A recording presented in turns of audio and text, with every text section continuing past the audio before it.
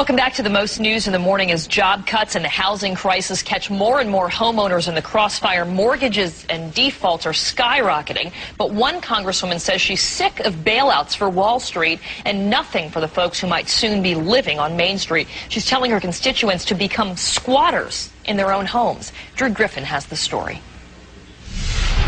The notices came to her home in April. Andrea Geis's bank foreclosed on her. Behind in payments, out of work, a husband sick, she had nowhere to go.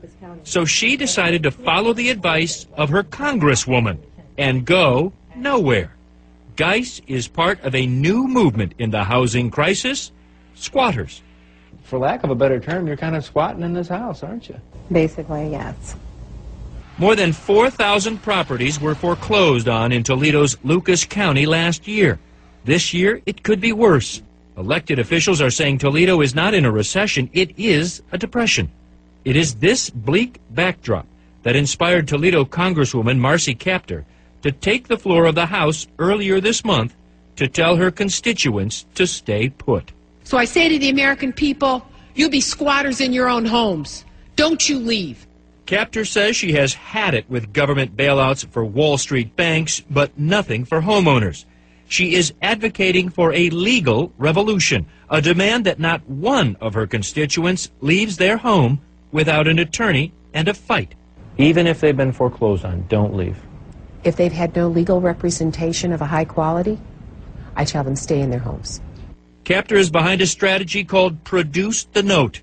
Mortgages have been so divvied up on Wall Street that banks are having a hard time finding that original paperwork, adding a delay to foreclosures. She is also pushing banks to rework loans, especially those banks getting bailouts and holding mortgages of folks getting tossed out. They're vultures. They prey on our property assets. And I guess the reason I'm so adamant on this is because I know property law and its power to protect the individual homeowner. And I believe that 99.9% of our people have not had good legal representation in this. Without a lawyer, Andrea Geis bought a $147,000 home with nearly $40,000 down. I should have had an attorney. I really should have had the attorney. I did not know. She admits she didn't read the paperwork, didn't learn until it was too late. She had a subprime loan. Her payments of $883 a month jumped in a year to more than $1,500. When it did, she stopped paying. So they foreclosed on you? They have foreclosed on me. So what do the banks say? Well, the law firm representing the bank in Geis's foreclosure declined comment. Another one of the banks Geis believes holds her note, Wells Fargo, Kieran, said it wouldn't comment on individual cases, but tries to work with homeowners. Well, now that homeowner, backed by her congressman, Kieran, is simply not budging.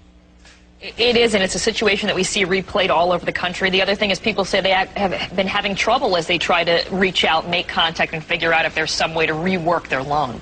Yeah, in many cases, you just can't talk to the person. You get in these phone trees, or you're dealing with brokers who are working for the loans. It's very, very difficult to get through the red tape. Wow, very interesting stuff. We'll see if the Congresswoman gets other support from her colleagues as well. Drew Griffin, thanks so much.